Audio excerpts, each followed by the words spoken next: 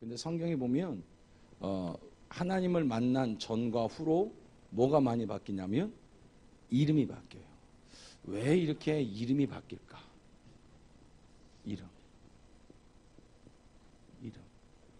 성경에 이름이라는 게 도대체 무슨 의미가 있길래 하나님은 이렇게 이름에 대하여 좀 집착하듯이 만난 사람마다 이름을 바꿔주실까를 우리가 조금 생각을 해봐야 돼요.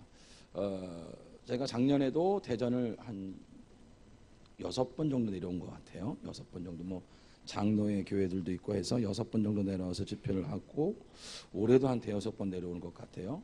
근데 여러분, 대전을 내려올 때마다 사실은 지지난주에도 내려왔어요. 지지난주에는 그냥 사우나 하러 왔어요. 충주에서 집회를 끝나고 하루가 좀 짧게 끝나가지고 저희 집사람이랑 둘이 애들 다 속여놓고 오라 그래가지고 좀 쉬었으면 좋겠다라는 생각을 가지고 그렇게 했는데, 잘 봐봐요.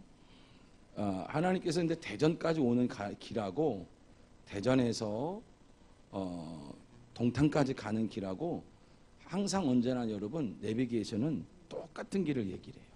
근데 여러분, 여기까지 내려오는 길이 짧을까요? 올라가는 길이 더 시간이 짧다고 느껴질까요?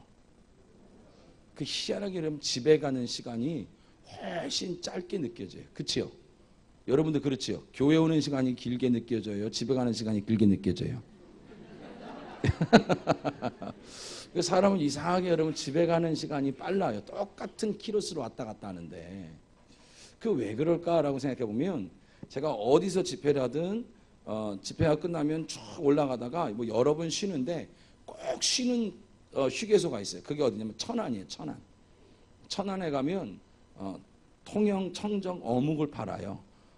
두 꼬치에 3,000원인가 5,000원에 팔아요. 근데 그게 너무 내 입맛에 맞아서 그거를 꼭 먹어요. 거기서 무슨 수가 있어도 먹어요. 근데 그걸 먹으면 어떤 느낌이 드냐면 집에 다 왔다라는 느낌이 들어요. 왜냐하면 내가 여기서부터 집까지 대략 시간이 어느 정도 걸리는지를 굳이 가보지 않아도 알기 때문에 그래요. 신앙이라는 게 그래요. 내가 언제까지 훈련을 받아야 되는 거지? 하나님이 나를 언제까지 만들어 가시는 거지? 하고 목적지를 알게 되면, 똑같은 일들을 우리가 훈련받고 연단받는데 목적지를 알게 되어지면 똑같은 일들을 훈련받고 똑같은 시간을 연단받아도 사실은 그 끝을 알면, 어느 정도 가고 나면 이제는 다 했구나라는 마음의 안도가 와서 누구보다도 조금 더 빨리 그 은혜를 누릴 수 있어요. 할렐루야. 그러니까 어찌됐건 여러분, 야곱이 뭐가 되기까지예요? 이스라엘 되기까지예요. 그럼 여러분, 성경에 야곱이 147년을 살았다 그래요. 147년을 살았는데 야곱이 자기를 뭐라고 말하냐면 자기가 험악한 세월을 살았다라고 말하면서, 실질적으로 몇 년을 연단받았다고 말하냐면 130년을 연단받았다 그래요. 몇 년이요? 이 얘기만 들어도 여러분 숨만 차는 얘기예요. 그렇죠? 나면서부터 고생했던 사람이 어려서 기어다녔던 세월 빼놓고 이제 주 앞에 갈 세월 빼놓고는 전부 인생이 연단이었다라는 거예요. 근데 야곱은 얼마나 지겨웠을까 이게. 왜냐하면 그 끝을 모르니까. 근데 우리는 야곱을 보게 되어지면 야곱이 이스라엘 된 다음에 진짜 이스라엘의 아버지가 되어져서 복의 근원으로 바뀌는구나를 알게 되어지잖아요. 시편 90편이라는 말씀을 보게 되어지면 모세가 쓴 글이에요. 모세가 이 시편 90편에 뭐라고 말하냐면, 사람이 강건하면 70이요 80이다 라고 말해요. 근데 여러분, 모세가 몇 살 때부터 쓰임 받았어요? 80. 그럼 여러분, 이 시편을 썼을 때는요, 이미 80은 넘은 거예요, 안 넘은 거예요? 넘었어요. 근데 모세의 입장에서 80이 훌쩍 넘은 나이에 사람이 강건하게 쓰임받을 수 있는 인생을 70, 80으로 봤다면 자기는 이미 그 나이를 넘은 거예요, 안 넘은 거예요? 넘은 거예요. 그때 여러분, 시편을 쓰면서 어떤 마음을 쓰냐면, 사람이 강건하면 70이요 80이다라고 말하면서 자기의 지난 세월을 이렇게 돌아보니까 자기 지난 세월이 하나님의 분노 가운데 지나간 나이다 그래요. 그러니까 한마디로 80년 동안 수많은 연단을 받았던 거예요. 그러면서 이 시편을 썼던 가장 큰 이유는 바로 뭐냐면, 하나님, 나의 남은 날을 계수할 수 있는 지혜를 주옵소서. 그러니까 어찌됐건 나의 전성이 끝났는데 내가 과연 이 땅에 몇 년이나 더 남아서 하나님께서 맡겨주신 일을 감당하지? 라는 의문이 딱 들었던 거예요. 그러면서 모세가 이 시편을 끝내면서 뭐라고 얘기하냐면, 그 끝에는 뭐라고 얘기하냐면, 하나님, 내 인생 나머지 삶 속에 하나님이 나를 좀 기쁘게 해주세요. 또한 그 말은 반이어로 어떤 마음이냐면, 나 또한 지금까지 7, 80년이 지나가는 이 세월까지 뭔가 연단을 피하기 위하여, 뭔가 고난을 피하기 위하여 뭔가 순종하고 살았다면 남은 세월이 내가 이 땅 속에서 몇 년인지 모르겠는데 정말로 아무 이유 없이 내가 하나님의 자녀로서 하나님을 위하여 내가 하나님의 기쁨이 되고 싶습니다라는 소망을 담은 시가 시편 90편이에요. 제가 이 시편을 가만히 묵상하면서 혼자 생각을 했던 거예요. 제가 이제 50대를 막 살아가고 있는 지금 하나님이 나를 몇 년 더 쓰실까? 근데 스케줄표를 보면 분명히 2021년, 22년까지 잡힌 데가 있으니까 어찌됐건 그때까지는 잡아놨으니까 가게 하시겠지라고 마음은 먹고 있는데 그 다음은 어떻게 되는 거지? 사람이 강건하면 7, 80을 하는데 지금도 여러분 납골당이나 이런 데를 가보면 아예 고령이신 분들이 많기도 하지만 사실상 고령이신 분들보다 누가 더 많으냐면 여러분 젊은 중년의 사람들이 훨씬 더 많이 안치되어 있는 걸 많이 봐요. 그래서 제가 여러분 저희 형도 납골당에 있기 때문에 제가 주기적으로 거기를 찾아가는데 갈 때마다 놀라는 게 바로 뭐냐면 여러분 이렇게 건강하셔서 여러분 이렇게 예배 드릴 수 있고 식사 잘 하실 수 있고 우리가 여러분 함께 찬양할 수 있는 게 대단한 복인 줄 믿기를 주님의 이름으로 축원드렸어요. 여러분이 진짜 실감하는 방법은 가보면 알아요. 진짜 여러분 야, 저 나이에 생을 마감하다니 야, 저 사람이 저 중년에 거의 제일 많은 나이대가 40대더라고요. 40대 진짜로 굉장히 많아요. 그러면 여러분 우리가 언제 주 앞에 갈지 모르겠지만 저도 무슨 생각을 해보냐면 이 시편을 읽으면서 제가 저희 어머니 아버지 저희 부모님과 저와의 관계를 한번 생각해 봤어요. 저희 어머니의 평생 소원이 바로 뭐였냐면 봉급 봉투를 받아보는 거였어요. 누구한테요? 우리 아버지한테요. 우리 아버지는 평생 성령의 충만함보다는 진로의 충만함을 받고 사셨어요. 그래서 내가 목사가 된 다음에도 없고 살았어요. 어디 두로너 계시면 우리 아버지셨어요. 지나다니다가. 그러니까 여러분 그림을 그리셨는데 화가셨는데 돈을 벌어서 맨 후배들하고 술을 먹고 막 이러는 걸 즐거워하는 바람에 가정을 책임져 보신 적이 그렇게 없는 것 같아요. 우리 어머니 평생 소원은 안정되게 우리 아버지한테 봉급을 받아보는 게 소원이었어. 그래가지고 여러분 제가 우리 어머니 소원을 이루어드린다고 이제 목사가 되고 어느 정도 하나님의 시간을 지나서 안정되게 하신 다음부터 제가 매달 넷째 주에 이제 엊그저께도 마찬가지죠. 토요일 날 마지막 주 토요일 날 제가 저희 사모하고 약속한 게 내가 받는 교회에서 받는 사례는 너 절반 이상 가져. 절반 가져. 그리고 절반은 우리 부모님 드렸으면 좋겠어. 그리고 나머지는 또 너희 부모님 드렸으면 좋겠어. 왜냐하면 이게 저는 좀 특이한 상황이잖아요. 그렇죠? 교회에서도 후원을 받지만 사실 매주 제가 다니면서 선교회를 지원받고 하다 보니까 사실상 또 이렇게 매일 바쁘게 다니다 보니까 사실상 돈이 있어도 돈을 가지고 뭐 할 수 있는 사랑 여력이 없어요. 그러다 보니까 제가 사실상은 제 나이에 우리 어머니한테 사실 우리 부모님한테 굉장히 큰 돈을 드려요. 사례의 절반을 뚝 띄워가지고 어디다 담냐면 봉급봉투에 다시 옮겨 담아요. 봉급봉투에다 옮겨가서 우리 아들하고 우리 딸을 데리고 방에 찾아 들어가요. 그 이유는 왜 그러겠어요? 너도 내놔야 돼 그렇게 얘기를 하는 거예요. 아빠가 이렇게 드리고 있으니까 너도 내놔야 돼 라는 마음으로 데리고 가서 줄이고 얼마 드렸다고 얘기를 해줘요. 왜냐면 부끄럽지가 않으니까 얘가 부담이 되면 됐지. 할렐루야. 그래서 나는 할머니 때 오늘 5번 때는 얼마 드렸다, 이번 구정 때 얼마 드릴 거다 다 얘기를 해서 가서 정식으로 드려요.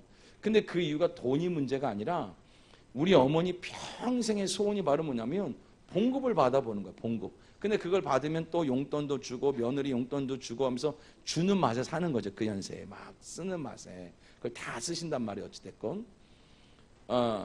근데 여러분 제가 보니까 그렇게 후하게 사실 용돈을 드림에도 불구하고요. 단 한 번도 지금까지 명절이라고 드리고 뭐 사례가 나오는 주라고 드리고 보너스가 나왔다고 드리고 이거 말고 아무 이유 없이 1,000만 원 정도 드려본 적이 한 번도 없었던 것 같아. 할렐루야. 자식인데 그냥 엄마 하고 싶은 거 해. 엄마 쓰고 싶은 거 써. 그리고 이렇게 한 번쯤 이렇게 줄 수도 있을 것 같은데 자식이니까. 근데 여러분 그걸 한 번도 지금까지 못 해봤던 거예요. 근데 이게 더 심각한 게 말은 뭐냐면 내 부모한테도 여러분 그렇게 하는데 사실은 하나님께도 단 한 번도 뭔가 축복을 받기 위해서 뭔가 이 어려움을 피하기 위해서 헌신하고 수고하고 교회 행사가 있고 교회 뭐 건축을 하고 뭐 하고 하니까 뭐 옥합을 깨서 뭐 한 일은 있어도 그냥 내가 받은 은혜가 감사해서 야, 이 물질을 가지고 한번 우리 목사님이 아니면 이 물질을 가지고 우리 교회가 원 없이 한번 써봤으면 좋겠다. 아멘. 쏙 들어갈 줄 알았어요. 그 소원이 항상 저한테 있었어요.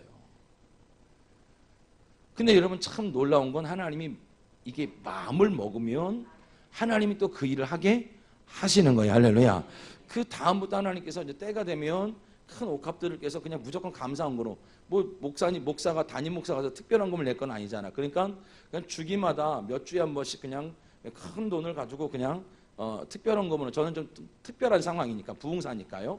특별한 경우로 그냥 한 주 거를 다 드리기도 하고 두 주 걸 다 드리기도 하면서 그냥 이유 없이 교회가 부족하지 않도록 교회가 좀 쓸 수 있도록 좀 이렇게 했었어요. 근데 제가 우리 지난 8월 달에 동탄에 입당을 했다 그랬잖아요. 입당을 하는데요. 입당이라는 건 여러분 교회를 건축하고 여러분들이 쭉 이제 건축하면 알겠지만 뼈대를 세우는 건 아무 일도 아니에요, 사실은. 건물 껍데기를 세우는 건 아무 일도 아니에요.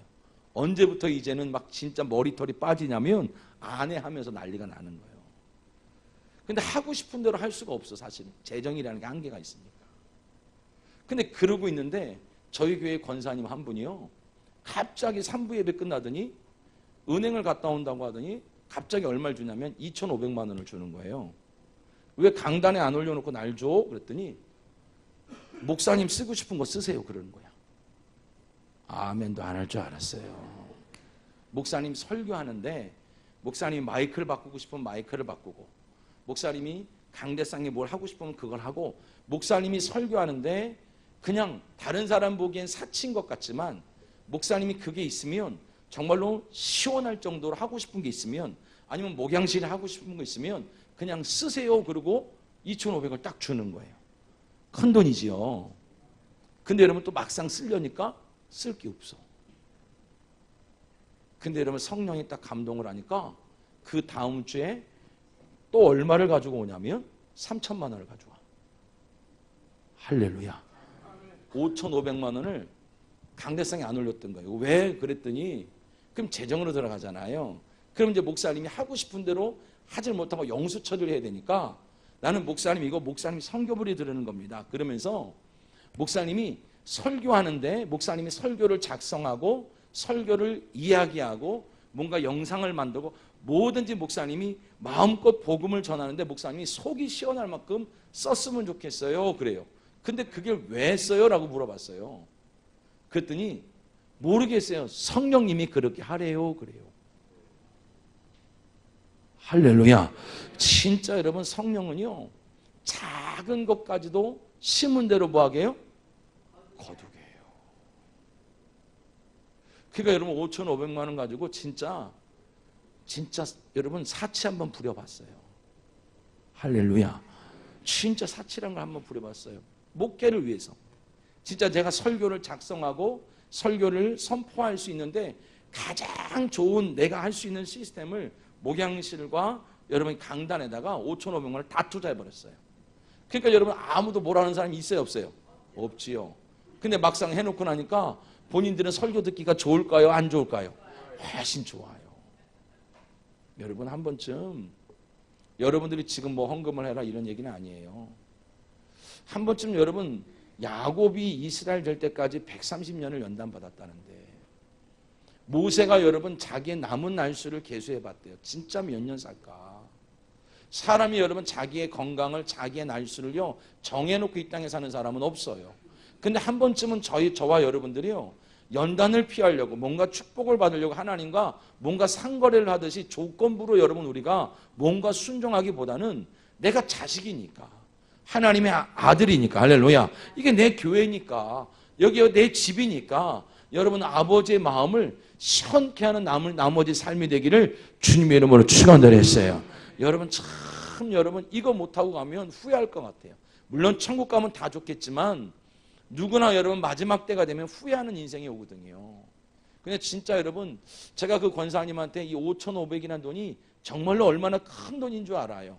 얼마나 큰 돈인 줄 아는데 그게 바로 뭐냐면 자기 사업장을 리모델링할 돈이었어요. 나중에 보니까. 근데 하나님께서는 먼저 심게 하신 다음에 지금은 여러분 30배 넘게 수익을 올리는, 할렐루야. 그래서 여러분 그때 하나님이 그 마음을 안 줬으면 자기가 지금 어떻게 살았겠느냐는 얘기를 해요. 한 달에 마이너스 1,000만 원씩 빚을 갖고 있었던 상황에서 돈을 벌어도 마이너스 1,000만 원씩 나오는 그 삶 속에서 하나님이 먼저 그의 나라와 그의 의를 구하라는 그 말씀 하나가 심령을 딱 두들기고 나니까 여러분 그것을 진짜 여러분 2,500을 딱 갖다 놓은 다음에 아쉬웠나 봐요. 왜냐하면 자기가 리모델링 해보니까 2,500 갖고는 택도 없는 걸 알거든요. 뭐 할 수 있는 게 막상 없다는 걸 알거든요. 그러니까 본인이 자기가 그 일을 하고 있으니까 오히려 여러분 자기 사업을 다 중지시키고요. 그걸 하나님 앞에 드렸던 거예요. 불과 여러분 1년도 안 돼서요. 1년도 안 돼서 하나님이 여러분 그 사업장을 열어가시는데 정말로 여러분 상상치 못할, 할렐루야, 정말로 여러분 상상치 못할 일들이 그 가정 속에 일어나는 걸 제가 여러분 목도하고 있는 거예요. 사랑하시는 여러분, 야곱이 그렇게 오랜 동안 연단을 받았대요. 이왕이면 올해 우리 모든 연단이 끝나기를 주님의 이름으로 축원드렸어요. 모든 연단이 끝나고 축복이 시작되는 한 해가 되기를 주님의 이름으로 축원드렸어요. 할렐루야. 근데 왜 엄마 안 왔어? 응? 어제는 신랑이 안 오고. 이거 다 기억해요. 나는 이게 한번 눈에 걸리면 못 나와. 이 조직에서는 출석 잘해. 작년에 복 받는다 그랬잖아. 자, 봐봐요. 하나님이 여러분 은혜를 주시려면요, 수단과 방법을 가리지 않고 줘요. 하나님은 상상을, 우리가 생각하는 상상을 초월한 복을 항상 준비해요. 할렐루야. 오늘 낯설교가 바로 뭐냐면 우리가 실패했던 그 자리에 여러분 죄가 더한 것에 뭐가 있다고요? 은혜가 더 크다고요. 신앙생활은요, 우리가 넘어진 게 문제가 아니라 넘어진 자리에서 하나님을 향하여 어떤 믿음을 취하느냐가 그 다음을 열어가요. 근데 우리가 더 큰 어려움을 겪는 이유가 바로 뭐냐면 실패한 그 자리에 하나님은 더 큰 은혜를 준비해냈는데 실패한 사람이 문제를 대하는 태도가 하나님 보시기에 아름답지 않잖아요. 그 어려움이 길어지는 거예요. 열왕기하 1장에 보게 되어지면 아합이라는 왕의 아들이 나와요. 그 아합이라는 왕의 아들이 골절상을 입어요. 팔이 부러져요. 골절상을 입으면 지금은 뭐냐 깁스하면 그만인 문제지만 골절상이라는 그 당시에 여러분 의학이 발전하지 않았던 시대에는요, 염증이 나기도 하고 그 염증 때문에 목숨을 잃기도 하는 아주 중병으로 발전했어요. 근데 여러분 그 아합의 아들이라면 그래도 북이스라엘의 왕이니까 하나님을 섬기는 왕이었단 말이죠. 근데 하나님을 섬기는 왕이 이 골절상을 가지고 누굴 찾아가냐면 신접한 여자를 찾아가요. 그때 여러분 엘리사라는 하나님의 선지자가 그의 종들을 불러서 뭐라고 혼을 내냐면 너는 어찌 이스라엘에 하나님이 없는 것처럼 행하냐는 거예요. 문제를 만났는데 하나님이 없는 것처럼 허둥대는 사람들이 많아요. 하나님, 여러분 문제를 만나면 하나님이 계신 줄 알았는데 문제를 만나고 나면 하나님이 없는 사람처럼 행동하는 사람들이 더 많아요. 진짜 재미있는 것은 그 골전상이 하나님이 없는 것처럼 대했던 그의 믿음의 태도 때문에 목숨을 뺏기게 되는 더 큰 문제를 가져오기도 하는 거예요. 여러분, 삶은 실패도 하고 성공도 하는 거예요. 근데 중요한 건 그 실패한 자리에 여러분 죄가 더한 것에 뭐가 있다고요? 은혜가 더한 줄 믿기를 주님의 이름으로 축원드렸어요. 그래서 실패한 자리에서 어떤 믿음을 취하느냐, 이게 너무 중요한 거예요. 그 실패했던 자리에서 어떤 믿음을 갖고 있느냐가 진짜 나올 수 있기를 주님의 이름으로 축원드리겠습니다. 자, 우리가 이름이 바뀐대요. 자, 그럼 이름이라는 의미는 첫 번째 뭘까? 여러분 성경에 여러분 이름이 있다라는 것은 뭐와 결부가 되냐면 생명이 있다라는 거예요. 뭐가 있다고요? 생명. 여러분 소천하신 분, 돌아가신 분들은 이름이 있어요, 없어요? 없어요. 그렇죠? 그래서 앞에다 뭘 붙이는 거냐면 고자를 붙이는 거예요. 예전에 그렇게 불리웠던 사람 이런 뜻이에요. 현재는 그 이름이 없는 거예요. 이름은 뭐가 있는 사람한테 붙는다고요? 생명. 그래서 여러분 우리는 무슨 책에 기록된다 그래요? 생명책. 저와 여러분은요 불교를 다니다가 기독교로 개종한 사람이 아니에요. 천주교를 다니다가 기독교로 개종한 사람이 아니란 말이에요. 저와 여러분은요 죽었던 내가 여러분 예수 그리스도로 말미암아 생명을 얻은 자가 된 줄 믿기를 주님의 이름으로 축원드렸어요. 한마디로 저와 여러분이요 처음에는 종교로 교회를 다닐 수가 있어요. 기독교라는 종교를 가지고 종교심으로 열심히 교회를 다닐 수가 있는데 결국은 저와 여러분들이요 그 믿음이 온전하여져서 정말로 저와 여러분이 예수님의 생명이 있기 때문에 우리가 하나님의 뭐로 부르냐면 자녀라고 불려지는 거예요. 할렐루야. 저와 여러분이 정말로 살아있는 믿음을 가지고 생명의 근원이신 하나님과 교제가 되어지고 생명의 근원이신 하나님께 예배하며 할렐루야 주님과 더불어 사는 온전한 믿음이 되기를 주님의 이름으로 축원드리겠어요. 한마디로 여러분 종교를 바꿨던 사람이 이제 온전한 영적인 생명을 얻어서 살아있는 믿음으로 생명의 근원이신 하나님과 교제하고 그 생명이신 근원인 하나님께 예배하는 자로 하나님은 바꿀 때까지 하나님 우리의 인생을 만들어 가신다는 거예요. 사랑하는 성도 여러분, 종교를 가지고는 구원을 못 받아요. 기독교, 여러분 이 기독이 뭐예요? 예? 기독이 뭐예요? 기독이 뭐니? 예수예요, 예수. 그리스도. 그러니까 여러분 우리가 신천지 가면 신천지만 얘기하잖아요. 교회 기독교는 사실 누구만 얘기해야 되냐면 예수만 얘기해야 되는 게 기독교예요. 할렐루야. 근데 의외로 많은 성도들이요 예수에 대하여 잘 몰라요. 의외로 축복에 관한 눈을 뜨는데 주님에 대하여 잘 모르니까 하나님이 우리 가운데 어떤 걸 연단시키고 어떤 방법으로 우리 인생을 축복하기 원하는지 잘 모를 때가 참 많다라는 거예요. 그래서 우리를 자녀일 뿐만 아니라 뭐라고 얘기하냐면 상속자라고 얘기해요. 뭐라고요? 상속자. 그럼 여러분 상속자는요 정성과 치성을 통하여 복을 따먹는 사람이 아니에요. 여기다가 여러분 금을 여러분 20kg, 30kg 쌓아놓는다고 축복하시는 하나님이 아니에요. 상속자라는 건 아버지의 유산을요 때가 되어지면 물려받는 거예요. 할렐루야.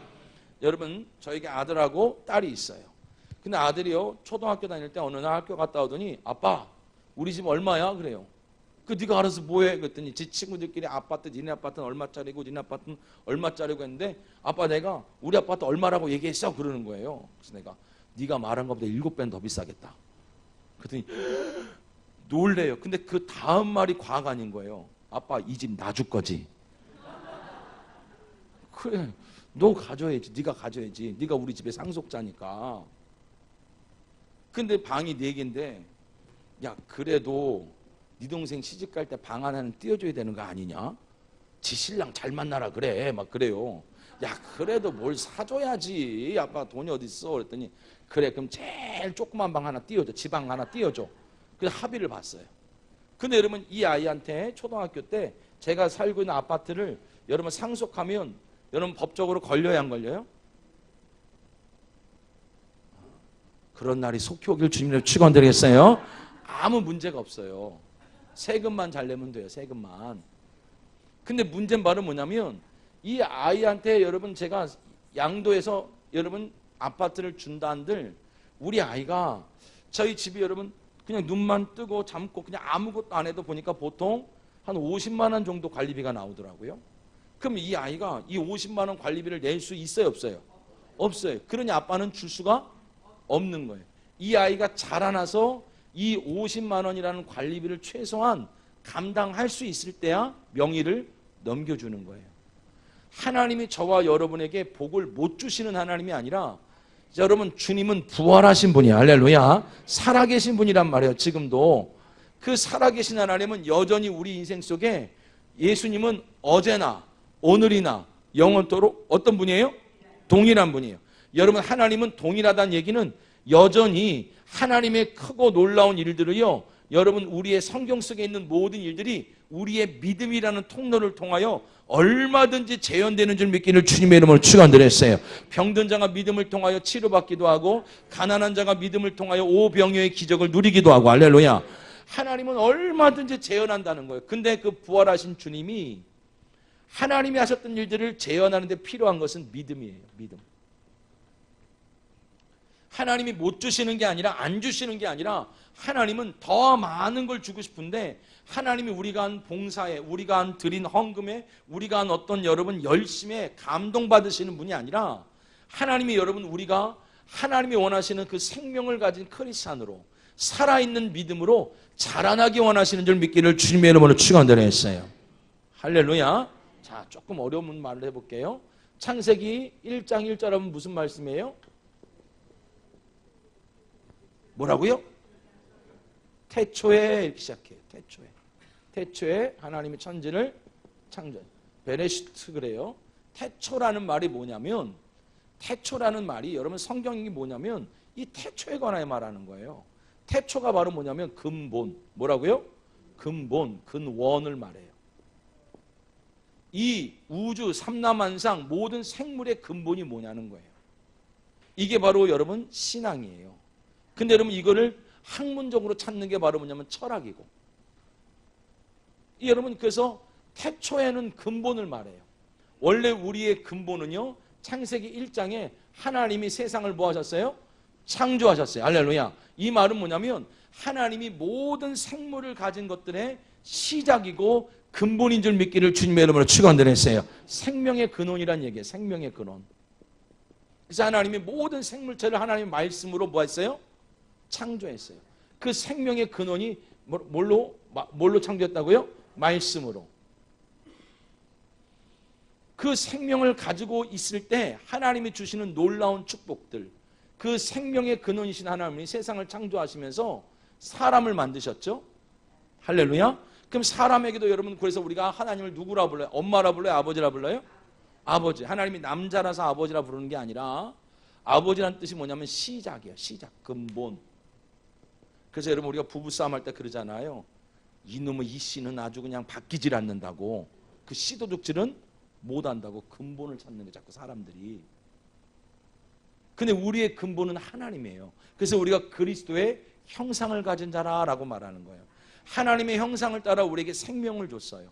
모든 만물, 모든 피조물에도 생명을 줬어요. 근데 그 기이한 현상을 볼 때마다 여러분 그 생명의 근원이 누구라고요? 하나님인 걸 인식하기 원했어요. 그래서 하나님께서 사람을 만드신 다음에 그들에게 뭘 주셨죠? 복을 줬어요. 너무 어렵게 가지 마세요. 복을 줬어요. 복을. 근데 이 복이라는 단어가 바로 뭐냐면 바라크란 말을 쓰는데, 이 복이라는 단어가 바로 뭐냐면 생명이에요. 하나님이 우리에게 주신 여러분 복은 우리를 하나님의 자녀 삼아 주셨어요. 할렐루야. 다른 피조물과 다른 생명을 우리 가운데 주셨을 뿐만 아니라, 이 복이라는 두 번째 뜻이 무릎을 꿇다 이런 뜻이에요. 뭘 꿇다고요? 무릎을 꿇다, 엎드리다, 경배하다 이런 뜻이에요. 내 생명의 근원이, 나에게 생명의 주체가 하나님인 걸 아는 사람들이 그 하나님을 향하여 뭐 한다고요? 무릎을 꿇어요. 하나님 앞에 여러분 무릎을 꿇는 거, 하나님 말씀에 무릎을 꿇는 걸 예배라 그래요. 그래서 하나님 그 예배라는 통로를 통하여서 생육하고 번성하고 다스리는 모든 복을 우리 가운데 누리게 하시는 줄 믿기를 주님의 이름으로 축원드렸어요. 그래서 모든 복은요 예배를 통하여 들어와요. 할렐루야. 모든 복은 말씀을 통하여 와요. 아멘. 그래서 여러분이 인생이 바뀌고 싶다면 여러분 예배에 목숨을 걸어야 돼. 할렐루야. 근데 예배는 누가 목숨을 거냐면 이 생명의 근원이, 내 인생의 근원이, 근본이 누구냐 아는 사람만이 예배할 수 있다는 거예요. 할렐루야. 뭔가 여러분 우상에게 드리는 것처럼 예배를 정성껏 드리면 복을 주시는 게 아니라 어떤 마음으로 내가 예배하느냐에 따라서 하나님은 복을 주세요. 이 모형이 바로 뭐였냐면 하나님이 에덴 동산에 네 개의 뭘 두시죠? 강을 두시는 거예요. 강이 뭐냐면 생명의 근원과 같은 역할이었어. 네 개의 강을 중심으로 온 인류의 문화가 발전하고 네 개의 강을 중심으로 모든 생물체가 살아나는 거예요. 거기가 에덴 동산이었어요. 할렐루야. 그래서 예수님이 자기를 믿을 때 믿는 자에게는 배에서 생수의 강이 흐른다는 게 여기 진짜 막 강이 철철철 흐른다는 얘기가 아니라 이 안에 어떤 게 생기냐면 나는 하나님의 형상대로 지음바 되어진 사람이구나. 할렐루야. 하나님이 나의 아버지구나. 하나님이 모든 피조물의 주인이시구나를 여러분 믿음으로 고백할 수 있는 은혜가 있기를 주님의 이름으로 축원드렸어요. 그걸 여러분 깨닫는 게 믿음인 거예요. 근데 여러분 사단이 죄를 짓게 만들므로 말미암아 우리의 근본을 바꿨어요. 그래서 에베소서 2장 1절부터 3절에 보면 너희는 본질이라는 게 나오죠. 본질상 무슨 자녀예요? 진노의 자녀가 됐던 거예요. 할렐루야. 이 본질이 바뀌었어요. 뭘로 말미암아? 죄로 말미암아. 그래서 하나님이 하나님 편에서 여러분 우리 가운데 다시 하나님이 만들어 놓으신 이 놀라운 축복을 우리 가운데 부어주기 위해서 이제는 말씀으로만 창조가 불가능했던 거예요. 뭐가 해결돼야 돼요? 죄가 해결돼야 됐어.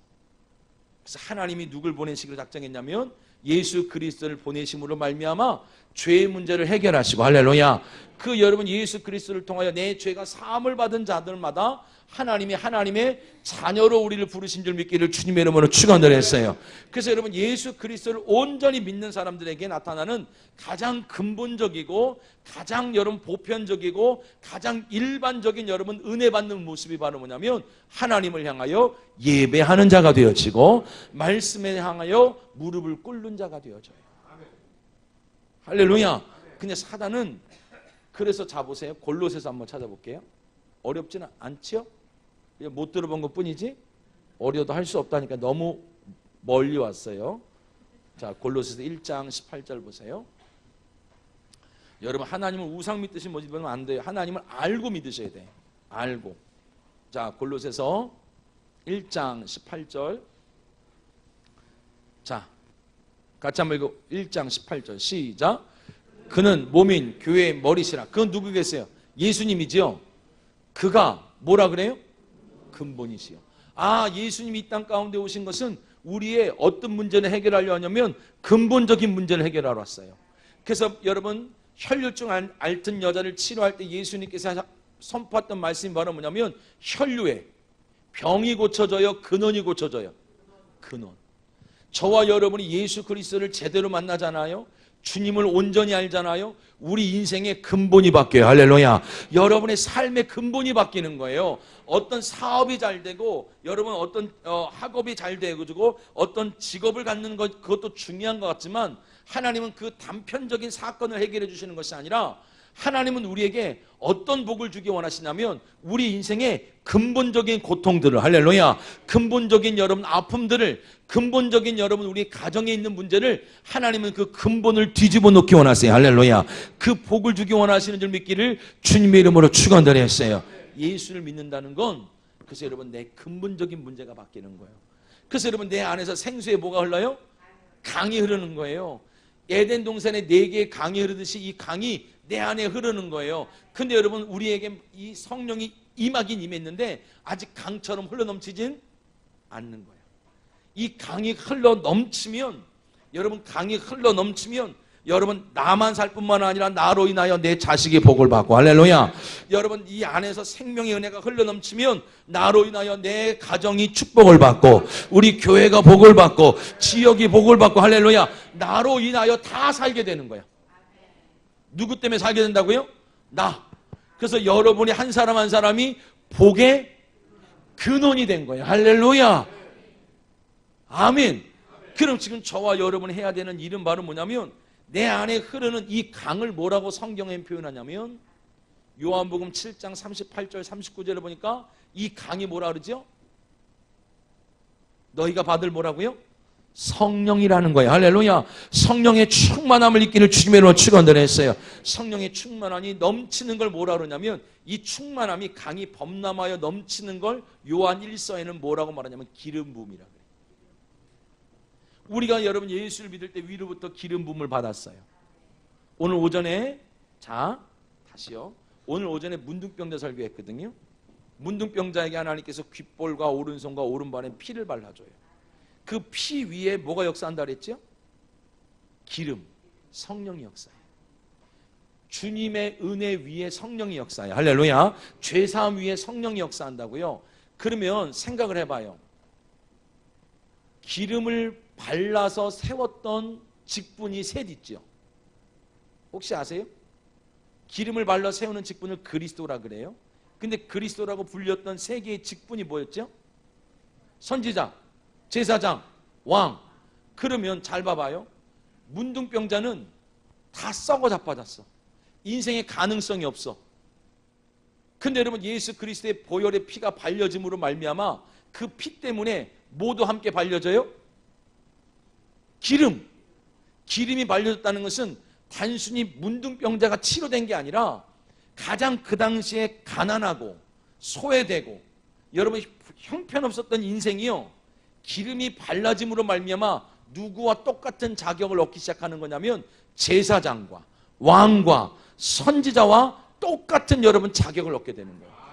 여러분, 저와 여러분 오늘 성령의 기름 부음이 임하길 주님으로 축원드렸어요.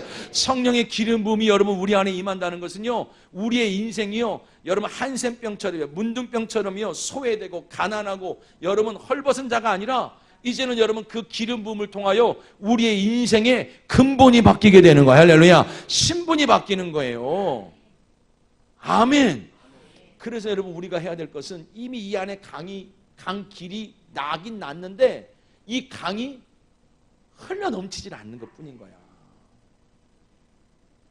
이제는 여러분 그 안에 흐르는 성령을 의지하셔야 돼요. 믿으셔야 돼. 할렐루야.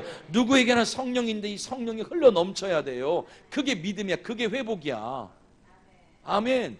여러분 무릎을 적시길 주님으로 축원드렸어요. 무릎을 적신다는 건 적어도 여러분 발이 기도자리에 앉아 있어야 되는 거예요. 허리를 적시길 주님의 이름으로 축원드렸어요. 마음이 하나님께 엎드리기 시작해야 돼요. 창의력에 차기를 주님의 이름으로 축원드렸어요. 그 물이 흘러가는 곳마다, 넘치는 곳마다 에스겔서 47장에 보니까 테라피, 치료하시는 은혜가 있어요. 여러분이 오늘 이 강이 흘러나면 각종 질병이 치료되는 줄 믿길 주님을 축원드렸어요. 할렐루야. 이 은혜가 여러분 흘러나는 곳마다 부유함이 있는 줄 믿기 바랍니다. 이 은혜가 흘러가는 곳마다 나만 살 뿐만 아니라 나를 통하여 천하 만민이 살기 시작하는 거예요. 할렐루야. 그래서 여러분 교회에 성령에 충만한 사람, 충만한 척이 아니라 진짜 여러분 이 속에서 은혜가 흘러 넘쳐서 넘치는 사람이 있으면 그 사람 하나 때문에 가정이 회복되고, 그 사람 하나 때문에 교회가 회복되고, 그 사람 하나 때문에 지역이 회복되는 거. 할렐루야. 그래서 우리를 뭘로 불렀다고요? 복의 근원. 우리는 본질상 복의 근원이 될 수 없어. 그래서 이삭의 피가 필요했던 거예요. 네 개의 강이 흐르는 은혜가 있기 바랍니다.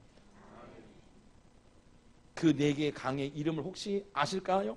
모르실까요? 이거 어떻게 알았어요? 비손을. 그래요. 2장에 비손이란 뜻이 뭔지 아세요? 흘러 넘치다. 물이요, 서핑할 때 가면은요, 이런 어디 동해안 여러분 염에 가면요, 물이 쏟아 넘치듯이 서 있는 상태.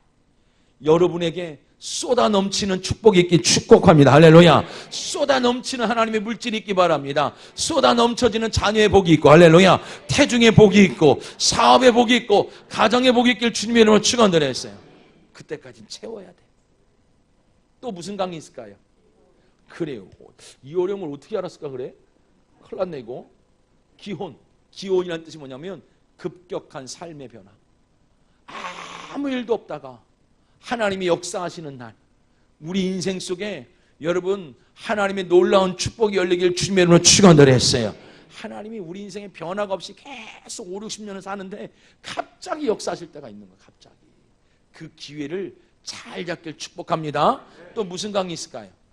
히데겔은 솟구쳐 오르는 거야. 우리 복음성경에 여러분 뭐가 있냐면 솟아올라라가 있잖아요.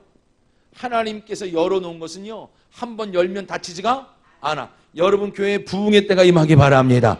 여러분의 가정에 여러분 은혜의 때가 임하기 바라고, 하나님의 재정을 열어주시고 자녀들의 길을 열어주잖아요. 누가 열어주시면? 하나님이 열어주시면 여러분 닫을 자가 없어. 또 무슨 강이 있을까요? 유브라데 강. 여러분 하천하고 강의 차이가 있어요. 강은 왜 강이라 그러냐면 아무리 물줄기가 좁아도요 어디까지 가요? 바다까지 가. 내 시작은 심히 미약하였으나 내 나중은 심히 뭐하리라? 창대하리라. 여러분 갈수록 은혜가 넘치는, 갈수록 회복되어지는 그 은혜가 있기를 주님의 이름으로 축원드렸어요. 그러니까 여러분 하나님께서는요 복을 주시기보다는요 하나님은 나를 복 있는 상태로 만들기 원했던 거예요. 저와 여러분이요 하나님이 복을 줄 때가 되면 내 심령이 복 있는 상태가 돼요. 이 강이 흘러넘치는 거야. 이 은혜가 흘러넘치는 거야.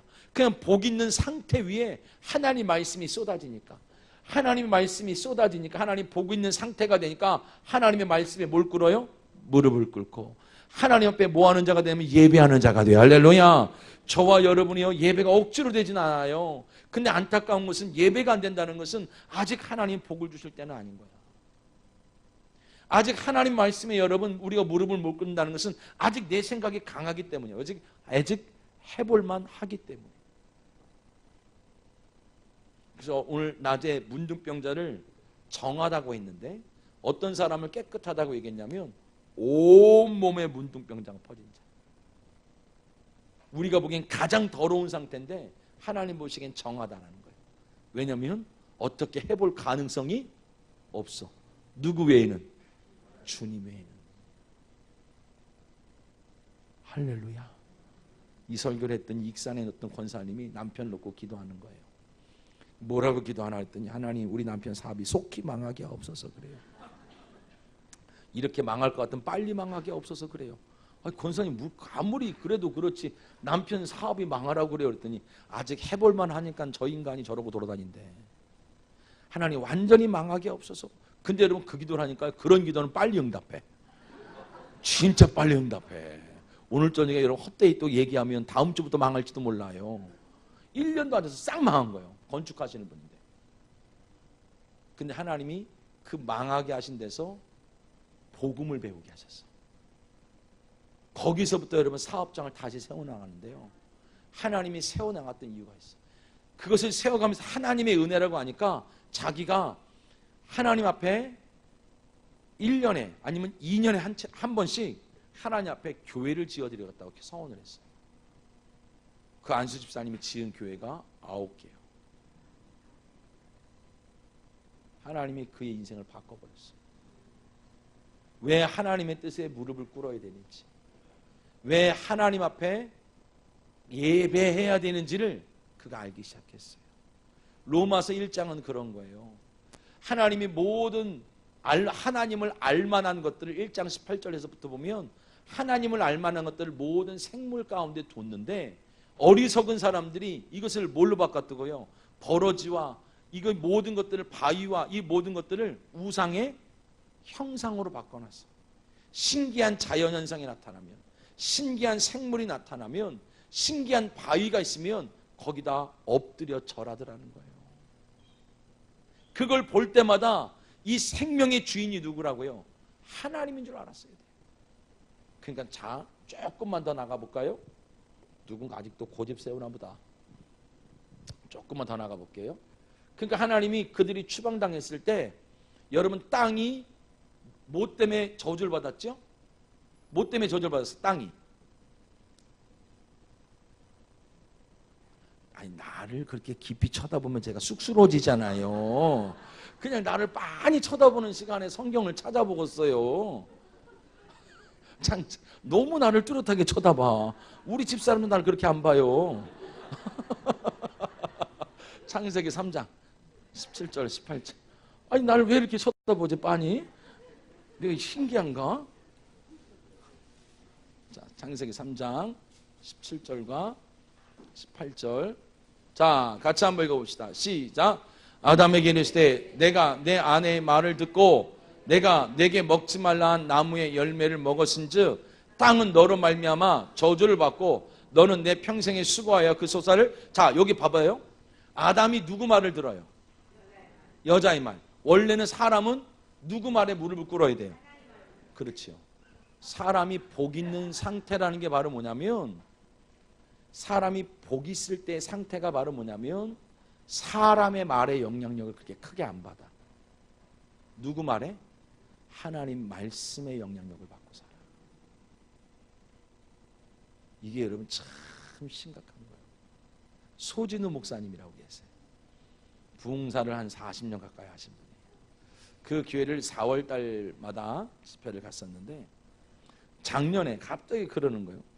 이 목사 집회 막 거의 마지막 날 됐는데 우리 교회 부목사 좀 뽑아줘 그래요. 아니 그걸 내가 왜 뽑아요? 목사님 필요에 따라 뽑아줘. 아니 그냥 가만히 앉아 있어봐. 저 뽑아도 되나 안 되나? 아니 내가 무슨 점쟁이요? 뭐 그걸 뽑게 그랬더니 아니 가만히 앉아봐 있어봐. 그런데 누굴 불러다가 막 면접을 하는 거예요. 그러고 나서 사례 얼마 주면 되겠냐 했더니 얼마를 달라고 몇백을 딱 얘기하는 거예요. 그랬더니 흔쾌히 준다고 얘기했어. 대신 내가 매주 부흥회를 나가니까 5시에 땡하고 퇴근하지 말고 6시에 와도 신방하고 10시에 와도 신방하고 거긴 또 밤 10시마다 기도회가 있어. 그러니까 집에 갔다가 10시에 나와서 기도회 인도 좀 하고 막 이렇게 했어요. 그랬더니 그 목사님이 딱 일어나면서 목사님 집에 가서 저희 집사람과 상의해보고 다시 전화드리겠습니다. 그래요. 그게 맞는 말이에요? 틀린 말이에요? 네? 그러지요. 그래서 제가 그분을 주의 종으로 발탁은 됐는데 하나님이 쓰실 만한 복된 사람은 아니라 그랬어요. 하나님이 사람을 복 있게 만들 때는요. 누구 말에 영향력을 받아요? 하나님 말씀에. 거기까지 올 때는 적어도 기도는 해보고 왔을 거 아니에요. 하나님이 가래서 왔을 거 아니에요. 사례를 얼마 주든 몇 시간을 근무하든 몇 시간을 예배하든 아무 상관이 없어야 정상이지. 타락한 인간의 특징이 바로 뭐냐면요. 하나님 말씀에 내 생각을 무릎 꿇어 엎드릴 줄 알았는데 여전히 하나님 말씀을 듣고 있음에도 불구하고 내 생각이 하나님 말씀보다 더 커요. 그게 타락이에요. 예수님이 여러분 40일 동안 광야에서 시험 받을 때요. 사탄이 뭘로 시험하지요? 말로 시험하지요. 뭘로 이기셨어요? 말씀으로. 그래서 교회의 시험은 꼭 뭘로 오냐면 말로 와요.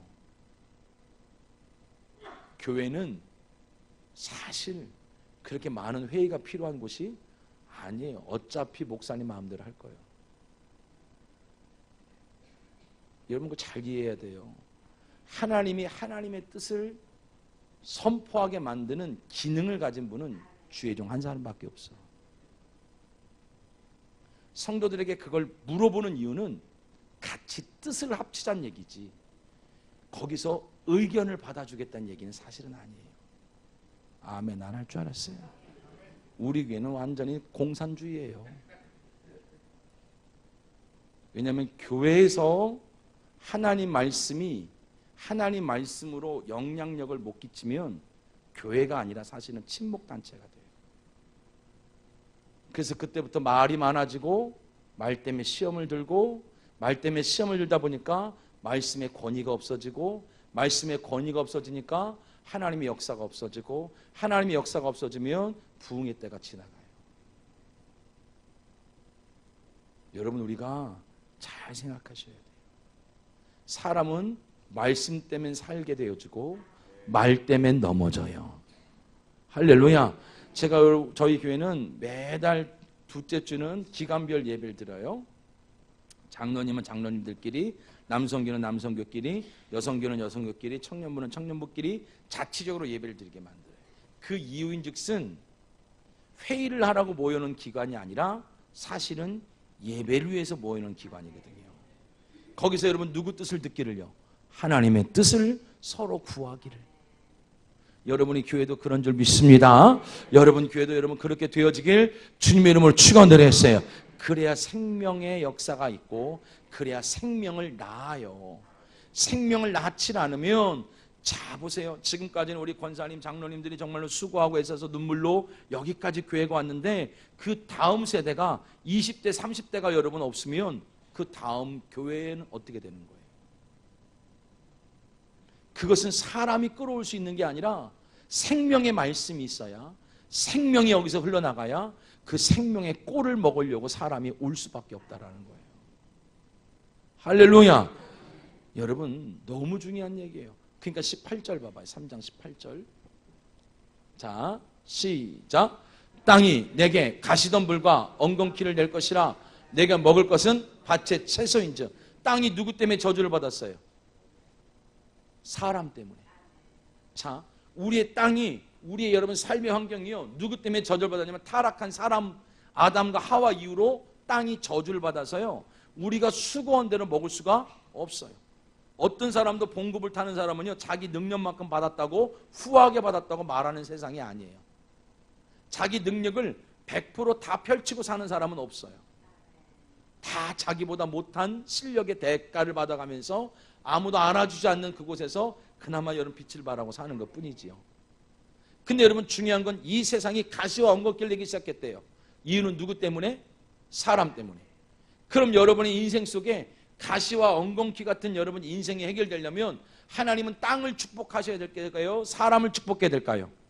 그렇죠. 사람이 복을 받기를 주님의 이름으로 축원드리겠어요. 사람이 복을 받아야 가시와 엉겅퀴가 해결되는 거예요. 그래서 로마서 8장 19절 또 볼까요? 로마서 8장 19절. 자, 이 첫 번째 대지가 너무 긴데. 자, 보세요. 로마서 8장 19절. 자, 같이 한번 읽어봅시다. 자, 시작. 피조물이 고대하는 바는 누가 나타나기를요? 하나님의 아들들이 나타나는 것이니. 그러니까 이 모든 세상의 피조물은요, 다른 걸 구하지 않아요. 누가 나타나기를요? 하나님의 아들. 하나님의 아들, 다시 말해 사람이 복을 받으면 자기들도 복을 받을 줄 알아. 여러분이 복을 받아야 돼. 할렐루야. 여러분에게 복이 임하는 거예요. 여러분의 복의 근원이 된 거예요. 할렐루야. 여러분의 복의 근원에 제대로 된 역할을 해야 사업도 잘 되고, 가정도 잘 되고, 교회도 잘 되고, 여러분 자자손손 여러분 그 복을 받게 되는 줄 믿기를 주님의 이름으로 축원드렸어요. 우리 한 사람 한 사람이 생수의 강이 흐르는 사람이에요. 내게서 강이 멈춰버리면 생명이 끝나는 거야. 할렐루야. 그럼 누가 하나님의 아들이냐는 거예요. 로마서 8장 14절. 자, 같이 한번 읽어볼까요? 시작. 무릇 하나님의 영으로 인도함을 받을 사람은 곧 하나님의 아들이에요. 뭘로 인도함을 받아야 돼요? 하나님의 영으로. 여러분 성령 앞에 무릎 꿇고, 할렐루야, 말씀 앞에 무릎 꿇고 예배하는 성도들 되기를 주님의 이름으로 축원드렸어요. 교회는 주님 보고 다니는 거예요. 할렐루야.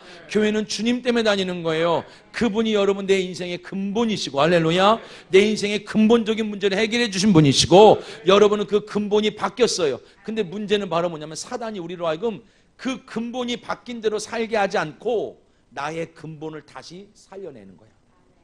제가 한산희 씨거든요. 한산희 씨의 근본을 다시 살려내는 거야. 전주김 씨의 근본을 다시 살려내는 거야. 조 씨의 근본을, 박 씨의 근본을, 윤 씨의 근본을 다 살려내는 거예요. 사실상 여러분이 교회를 다닌다는 것은 다 생수의 강이 흐르는 자, 은혜가 있는 자, 어느 기관보다도 어느 모임보다도 사랑이 많고 양보가 많고 하나가 되어지는, 여러분 그게 교회잖아요. 근데 막상 교회 깊이 들어보면 교회만큼 하나가 되지 못하는 교회가 많아요. 이렇게 뜻이 하나가 안 될 수 있을까? 라고 고민될 만큼 여러분 그런 모습들이 많이 보이는 게 어디냐면 교회예요. 왜냐하면 우리가 이미 근본이 바뀌었다는 것을 인지하는 순간 한 사람 한 사람이 복의 근원이 될 걸 알기 때문에 사단은요, 우리가 근본이 바뀌었음에도 불구하고 옛 사람의 근본대로 살게끔 만들어 놓는 거예요. 하나님이 주신 은혜를 누리지 못하게 하려고. 할렐루야. 여러분은 근본이 바뀌었어요? 안 바뀌었어요? 바뀌었어요. 다시 여러분 김 씨의, 다시 박 씨의, 다시 윤 씨의, 다시 조 씨의 그 근본을 따라가면 안 돼요. 할렐루야. 우리에게 여러분 새로운 근본이 생겼던 거예요. 그 사람이 여러분 생명을 얻었다라고 말할 때는 그 사람이 적어도 뭐는 드리는 사람이냐면 예배는 드리는 사람이 돼요. 하나님의 은혜에 감사해서. 또 여러분 어떤 사람이 되냐면 내가 받은 바 이 은혜가 채워지기 원하는 그 사모함으로 앉아있기를 주님의 이름으로 축원드렸어요. 또 어디에 무릎을 꿇는다고요? 하나님의 말씀에 내 뜻을 다 내려놓고. 그래서 우리의 능력은 어디 있느냐? 고린도후서 10장 4절과 5절에 보면 모든 생각과 이론을 사로잡아 예수 그리스도의 발 앞에 무릎 꿇는 게 능력이에요. 할렐루야. 그래서 여러분, 교회는 누가 능력자냐? 하나님의 뜻 앞에 내 뜻을 내려놓고 기도하는 자가 능력이 있고, 할렐루야. 여러분, 내 뜻이 맞는다 할지라도 하나님의 뜻 앞에 내 뜻을 포기하는 자가 은혜 있는 자인 줄 믿기를 주님의 이름으로 축원드렸어요. 여러분이 다 그런 사람인 줄 믿기를 주님의 이름으로 축원드렸어요. 할렐루야. 그러니 여러분, 얼마나 여러분의 지금 이 모습 모임이 얼마나 하나님 보시기에 좋은지 몰라요. 얼마나 하나님 보시기에 아름다운지 몰라요. 다 여러분 하나가 되기 위해서, 다 여러분 아버지의 뜻을 이루기 위해서 저마다 옳고 저마다 하고 싶은 얘기 많지만 전부 여러분 누구 뜻을요? 내 뜻을 누구 뜻 앞에? 하나님의 뜻 앞에 내려놓는 여러분, 그 복이 올해 여러분에게 강과 같이 채워지기를 주님의 이름으로 축원드렸어요. 오늘 창세기 32장 1절 봐봐요. 이걸 왜 이렇게 여러분 유별을 떨면서 이 첫 번째 얘기를 많이 하느냐? 자, 창세기 32장 1절 봐봐요. 찾으셨어요? 창세기 어디 있어요? 요한계시록 앞에 있죠? 찬송가 앞에, 그렇죠? 부지런히 한 바퀴 돌아봐봐요. 32장 1절 읽어봅시다. 시작!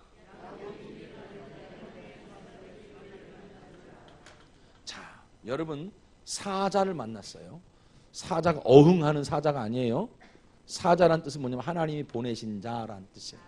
그래서 옛날에 목사님들을 전부 뭐라 불렀어요? 사자. 여러분의 교회에는 사자가 있어요, 없어요? 있지요. 하나님이 보내신 자가 있는 거예요.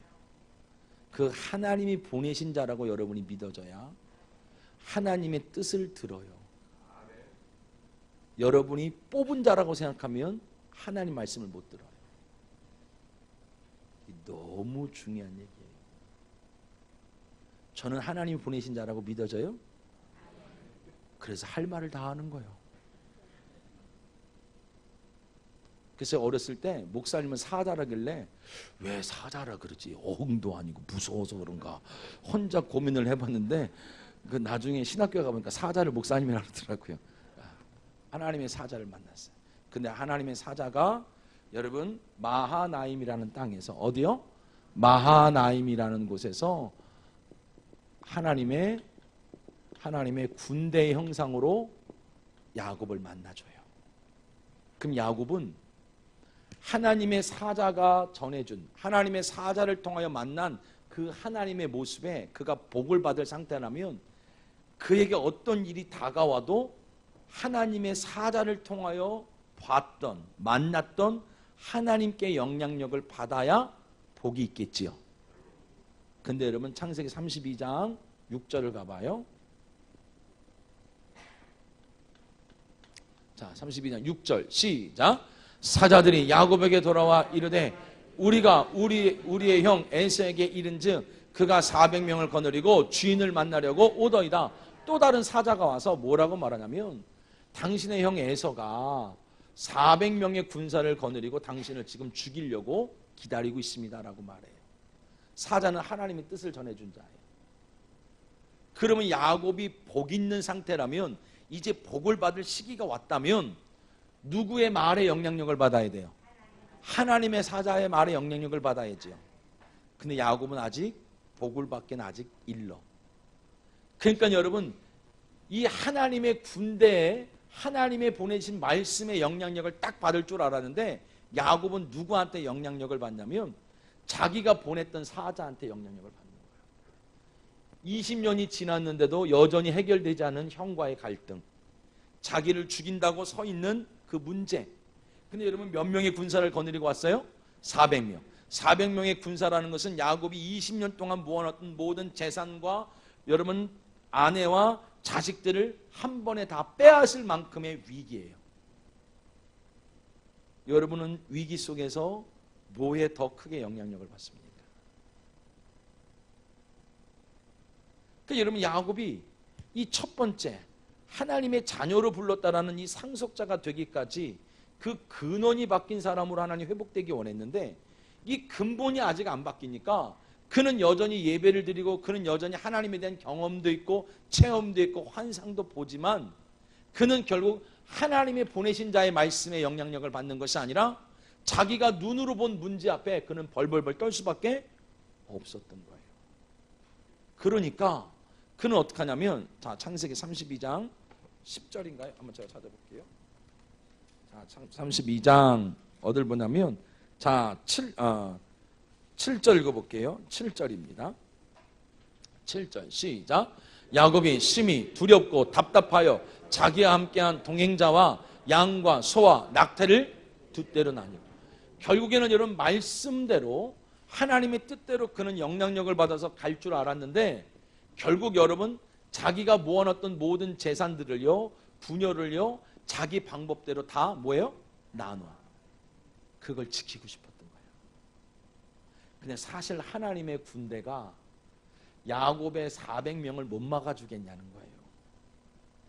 하나님이 여러분의 그 빚을 못 막아주겠냐는 거예요. 하나님이 여러분 우리의 질병을 못 고쳐주겠냐는 거예요. 그 성경에는 가장 많이 반복되는 365번이나 반복되는 하나님의 말씀이 있어요. 두려워하지 말라. 몇 번 써 있다고요? 365번. 그럼 반대로 말하면 하나님은 매일 두려워하지 말라 그러고, 우리는 매일 두려워해. 하나님에 대한 신뢰가 없는 거야. 하나님에 대한 신뢰가 없어. 하나님의 존재는 믿겠는데 하나님에 대한 신뢰가 없어. 그리고 나니까 결국 하나님이 원하시는 믿음만큼 자라나는 데 초점을 맞추는 게 아니라 자기가 이 급한 나머지 먼저 있는 문제를 자기가 해결하고 싶어요. 그래 놓고 11절을 봅시다. 11절. 자, 같이 한번 읽어봅시다. 시작. 내가 주께 간구하오니 내 형의 손에서 에서의 손에서 나를 건져내시옵소서. 내가 그를 두려움은 그가 와서 나와 내 처자를 칠까 겁이 나기 때문입니다. 멀쩡히 기도는 해요, 안 해요? 기도는 해요. 멀쩡히 기도는 해요. 멀쩡히 환상도 봐요. 멀쩡히 주의 음성도 들어요. 근데 그의 삶의 문제를 대하는 모습은 하나도 안 바뀌어요. 이 배에서 생수의 강이 흘러 넘치기만 하면 살아난다는데, 이 속에 성령이 역사하시도록 이 어려움을 통하여 기도하다가 예배하다가 이 안에서 은혜가 막 흘러 넘치도록, 살아있는 역사가 흘러 넘치도록 여러분 그걸 기대할 줄 알았는데, 여러분 주님은 어디서 역사한대요? 우리 안에서 역사한대요? 우리 바깥에서 역사한대요? 에? 어디서요? 안에서. 빌립보서 1장 보니까 너희 안에서 선한 일을 시작하신 이가. 그러면 여러분 안에 있는 분노, 답답함, 짜증, 두려움, 누구 역사예요? 하나님 역사는 아니겠지. 하나님의 역사가 아닌 게 도를 넘어 흘러 넘치면 그걸 내 자식이 먹게 돼요. 그걸 내 가정이 먹게 돼요. 영적인 기름 부음은 똑같아요. 그래서 속에 뭐가 있느냐가 제일 중요해. 저와 여러분은요, 뭐 미세먼지 때문에 우리 교회도 보니까 막 난리 법석이야. 뭘 뭐 청정기를 틀어놓고 난리야. 그 내가 답답해 죽겠는 거. 성경에 보면 우리 뱃속에 들어가는 게 내 인생을 결정짓는 게 아니라 어디 들어있는 게? 마음에 들어있는 게 내 인생을 결정한대. 그럼 내 인생에 두려움이 들어와 있고, 내 인생에 염려가 들어와 있고, 내 인생에 여전히 여러분 분노가 들어와 있고, 내 인생에 여전히 여러분 비방이 들어와 있다면, 이게 여러분 적당할 때는 크게 문제가 안 될 수도 있는데, 그게 도를 넘쳐서 강을 넘쳐버리면 그 모든 선하지 않는 역사를 나만 먹는 게 아니라 내게서 나오는 걸 누가 먹냐면 내 가족들이 제일 먼저 먹어요. 그래서 성경에 가장 많은 부분들을 하나님 다루는 주제가 바로 뭔지 아세요? 무릇 지킬 만한 것보다 더욱 너희 마음을 지키라. 거기서 성령이 역사하기도 하고 거기서 어둠이 역사하기도 하니까. 할렐루야. 내일 낮에 한번 그 설교 해볼게요. 낮에. 낮에요. 언제요? 낮에요. 그래서 그건 인터넷도 안 올렸어요. 너무 중요한 설교라서. 진짜요. 제가 영적인 원리가 얼마나 성경에 마음이 우리가 스스로 지킬 수 없잖아요. 근데 하나님이 그 마음을 바꾸시는 방법이 있어. 왜냐하면 하나님 역사는 우리 마음에서 시작되거든요. 여러분 마음 안에 오늘 기쁨이 있으면, 여러분 마음에 오늘 담대함이 있으면, 여러분의 마음에 말씀이 있으면, 여러분의 마음에 하나님의 은혜가 있으면 그게 흘러 넘치는 대로 먹고 사는 거야. 할렐루야. 아멘. 그러니까 여러분 안에 뭐가 들어있는 걸 살펴봐야 돼요. 아니 내 배를 보지 말고요. 여러분의 마음을 봐야지. 여긴 강이 차고 넘쳐서 이렇게 된 거고. 우리 교회 주일학교가 내 배만 보면 끌어안아요. 이렇게. 아, 왜? 그랬더니 목사님 배에는 이야기 주머니라며요. 그래. 그래서 누가 그러더냐 그랬더니 지가 엄마가 그러더래. 자, 봐봐요. 여러분 멀쩡히 기도하는데요. 여전히 두려운 거야. 그러니까 20절 봐봐요. 자, 20절. 자, 같이 한번 읽어봅시다. 시작.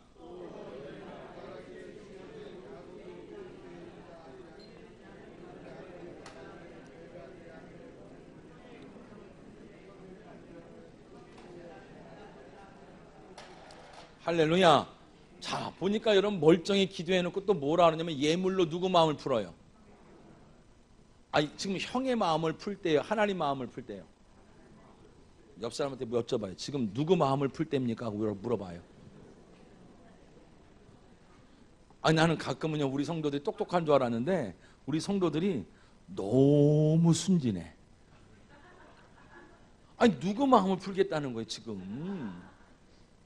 아니, 누구 마음을 풀겠다고 교회를 다니는 거예요?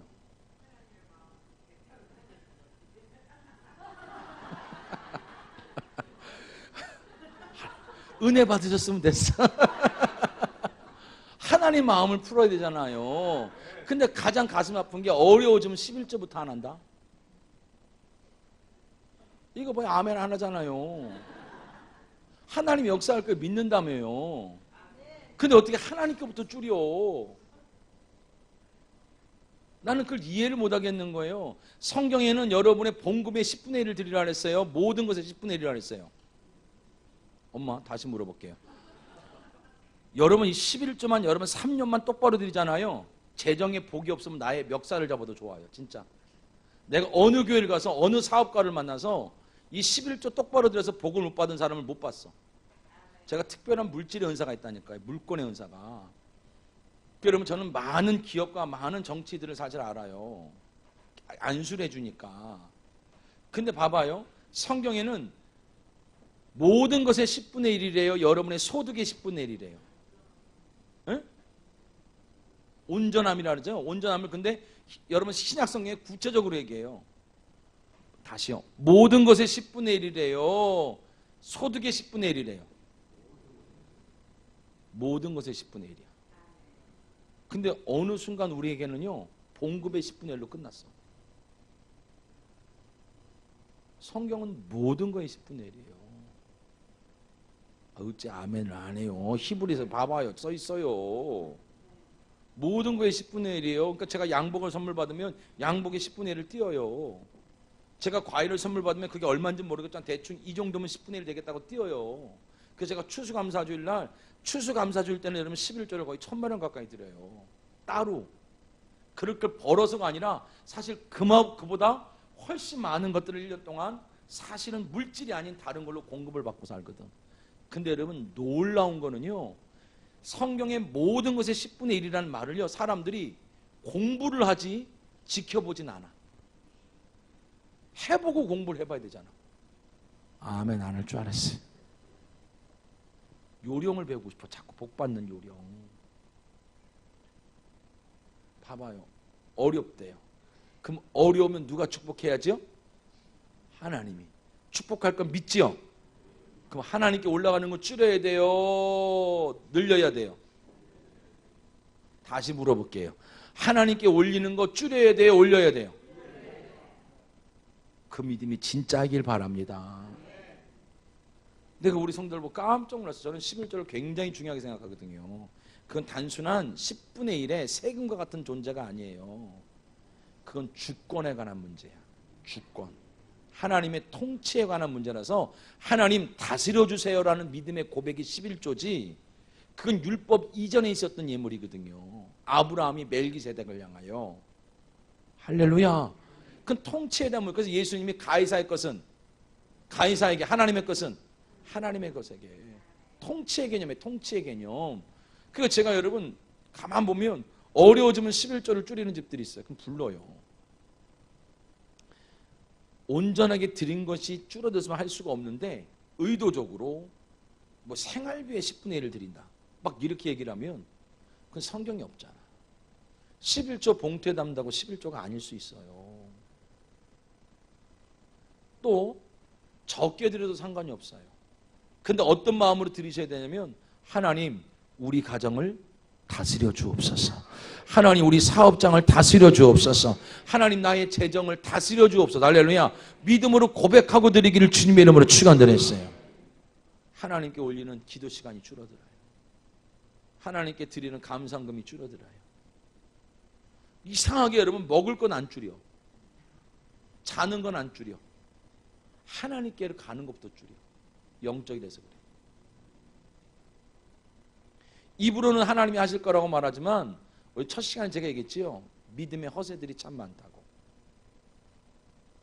입으로 말하는 믿음과 순종하는 믿음이 다른 분들이 간혹가다 있어요. 믿음은 열매로만 확인돼요. 믿음은 순종으로만 확인돼요. 할렐루야. 근데 여러분 지금 야고보는요 얼마나 이 믿음의 허세가 대단하냐면 그 예물을 가지고 사실 누구의 마음을 풀어도 시원찮아요? 하나님의 마음을 풀어도 시원찮은데 누구 마음을 풀겠다 그래요? 형의 마음을 풀겠대요. 자, 사랑하는 성도 여러분, 더 기가 막힌 것은 자 22절 자 가봅시다. 자 시작. 밤에 일어나 두 아내와 두 여종과 11아들을 인도하여 야복나루를 건널세. 시간이 언제예요? 밤에. 야곱의 설교를 창세기 28장부터 35장까지 쭉 하다 보면요 야곱만 가지고 설교할 때가 있거든요. 야곱만 가지고 쭉 설교하다 보면 야곱의 인생 속에 시제가 두 번 나와요. 밤에라는 시제가.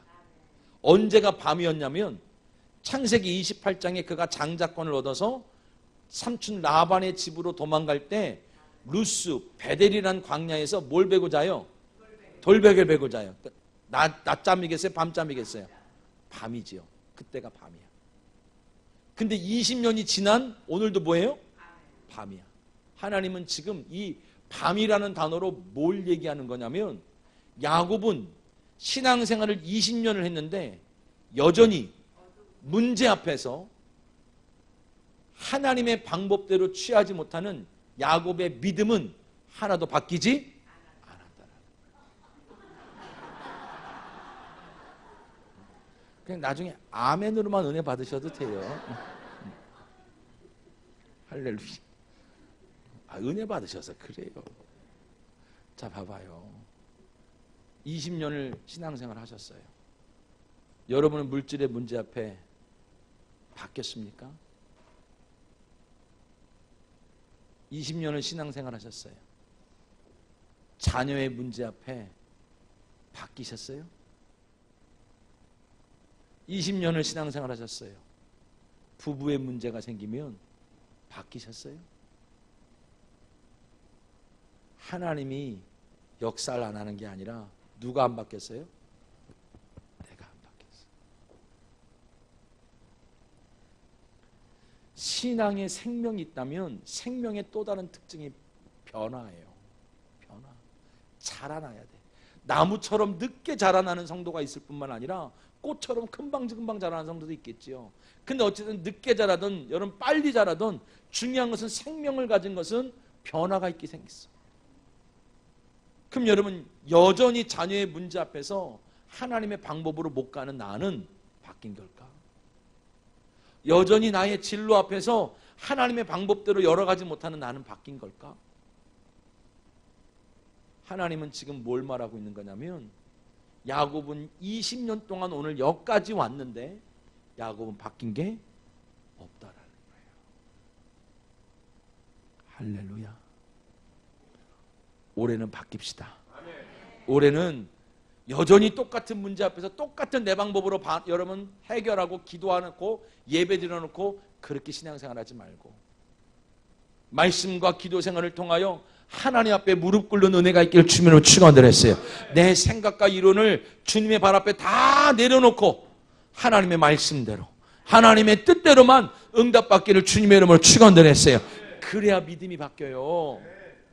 할렐루야. 야곱은 하나도 바뀐 게 없었던 거예요. 하나님은 기가 막힌 거예요. 나도 지금 기가 막혀요. 자, 봅시다. 어떻게 되냐면, 자, 31절 같이 봅시다. 31절. 자, 31절. 자, 같이 한번 읽어볼까요? 31절. 시작. 그가 분야를 지날 때에 해가 돋았고 그의 허벅다리로 말미암아 절었더라. 여러분, 우리 인생에 이제 밤이 지나고 여러분 새해가 열리기를 주님의 이름으로 축원드렸어요. 해가 뜨길 주님의 축복합니다.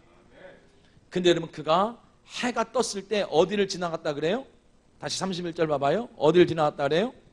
분야를 지나갔대요. 분야이 어디냐? 자, 30절 같이 봅시다. 분야 30절. 자, 어디냐? 30절 같이 봅시다. 시작. 그러므로 야곱이 그곳 이름을 분야이라 했으니 그가 이르기를 내가 하나님과 대면하여 보았으나 내 생명이 보다. 누굴 만난 곳이에요? 하나님을 만난 곳이야. 우리 인생에 또 다른 새로운 인생이 열리는 방법은 내가 실패했고 여전히 20년 동안 해결되지 않은 문제 앞에서 누구를 만나면 돼요? 하나님을 만나기를 주님의 이름으로 축원드렸어요. 하나님을 인격적으로 만나면 내 인생에 해가 뜨는 거예요. 올해 주님 만나기를 주님의 이름으로 축원드렸어요. 하나님을 인격적으로 만나야 돼. 그래서 학생들은 여러분 될 수 있으면 수련회란 수련 다 쫓아다녀야 돼. 어찌 아멘을 안 해요? 여러분, 제가 국민학교 6학년 때 성령을 받았어요. 수련회 쫓아갔어요. 그때 성령을 받고 그때 처음 암 환자를 치료했던 거예요. 6학년짜리 꼬마아이가. 여러분, 초등학교 때부터 성령 다 받아요. 하나님은 만나고자 하는 자, 사모하는 자를 하나님은 만나주시는 분인 줄 믿기를 주님의 이름으로 축원드렸어요. 하나님을 만나야 내 인생이 바뀌어. 다른 방법이 없어. 내가 질문을 너무 입맛에 맞게 하나 봐. 아니, 우리 교인들은 다 이래요. 내가 질문을 그렇게 하니까. 자, 봐봐요. 나는 안 어색한데 왜 그럴까? 자, 하나님을 만나야 바뀌어. 올해 내가 누구 만나야? 하나님 만나야. 이 결핍 속에, 물질의 결핍, 때로는 가족의 결핍, 때로는 앞날의 두려움, 때로는 누군가는 다른 나의 인생 속에서 내가 지금 누구를 만나 인생이 바뀌겠구나? 하나님을 만나겠구나. 믿음이 자라나기 바랍니다. 에베소서 4장 13절 봅시다.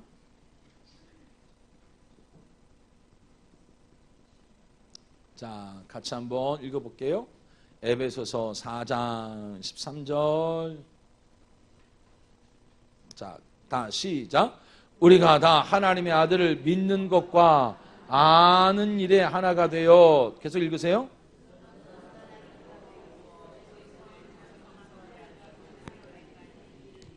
자, 이 말인즉슨 거꾸로 뒤집어 생각하면 믿는 것과 아는 게 다를 수도 있다라는 거예요. 우리가 여러분 여호와 라파의 하나님 믿지요? 근데 여호와 라파의 하나님을 안다는 것은 기노스코는 말을 쓰는데 경험하다, 체험하다, 동침하다 이런 뜻이에요. 부부관계가 되다, 한 몸이 되다.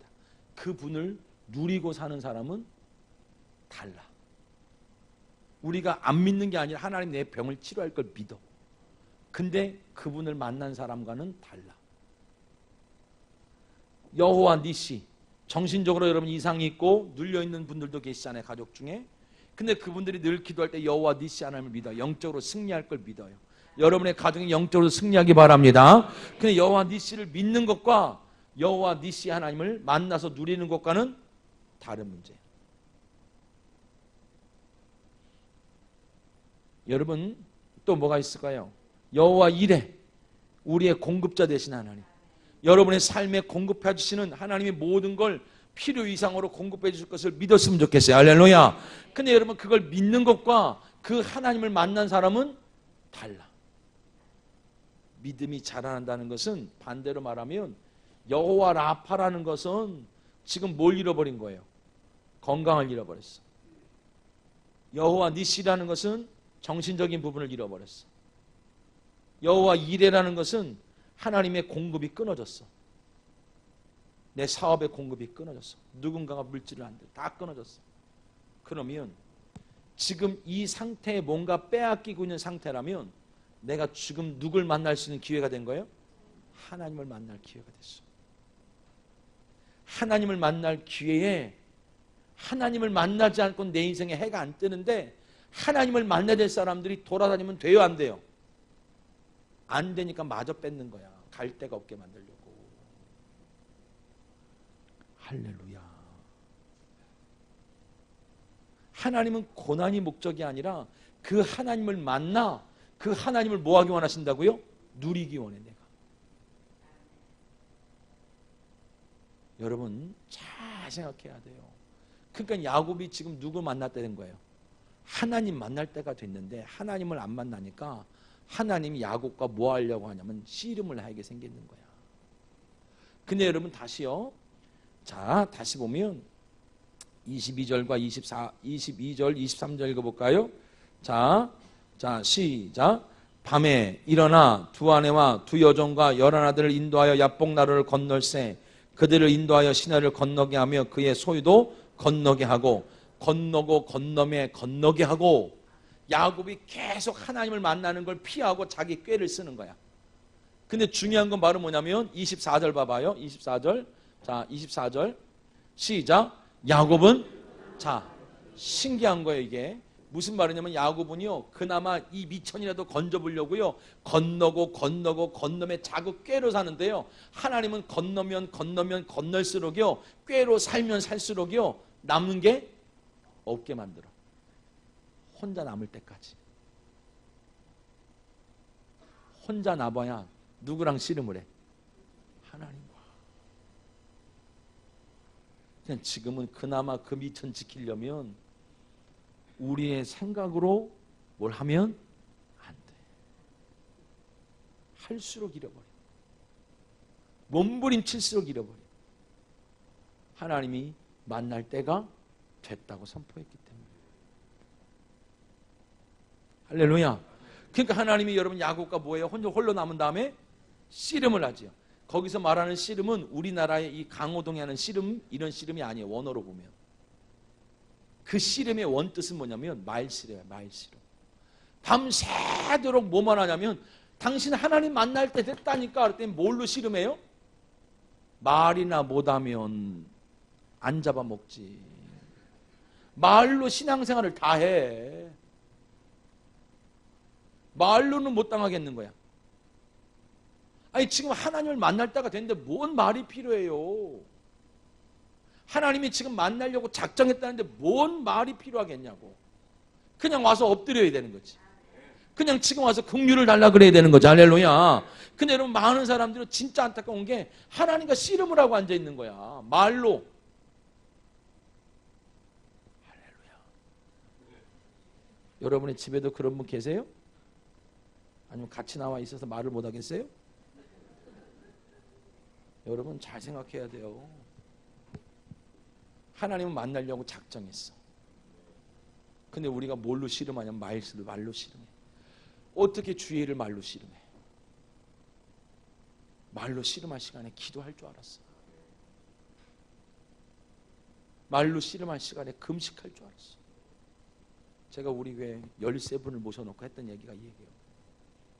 장로님, 안수 집사님, 나는 다른 건 모르겠고 된다 안 된다 할 수 있다 못한다가 아니라 난 그래도 장로님이라면 나와서 부족한 걸 아니까 울면서 기도할 줄 알았네. 할 수 없으니까 금식해 줄 줄 알았네. 나는 권사님한테도 헌금을 바란 것도 아니고 권사님이 우리 교회 형편하니까 밤새서 기도해 줄 줄 알았네. 근데 뭐만 하냐면 말로 자꾸 나랑 씨름을 하는 거예요. 그래서 별 수가 있나? 하나님이 나 엎드리려나 보다. 근데 이 뚱뚱한 배 나온 사람이 엎드리는 건 진짜 힘든 일이거든요. 안 굽혀줘. 그냥 나 엎드리나 보다. 사랑하는 성도 여러분, 우리가 하나님을 만날 만한 때 만나세요. 하나님을 만나야 그분을 누려요. 할렐루야. 하나님의 영광이 나타나야 되잖아요. 하나님의 능력이 나타나야 되잖아요. 여러분의 가정에 하나님을 만나야 되잖아요. 할렐루야. 말로 씨름하지 맙시다. 옆 사람한테 얘기합시다. 말로 씨름하지 말랍니다.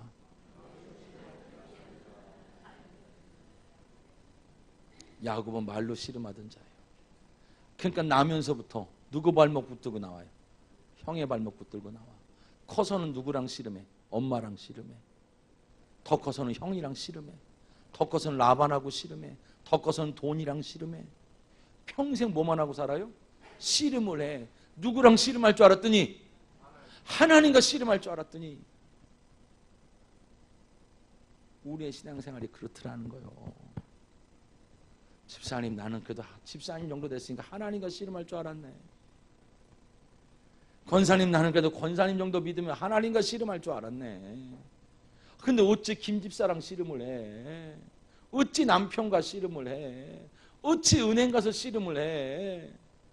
어찌 여러분 낫지도 않는 병원 가서 씨름을 해? 올해 누구랑 씨름하자고요?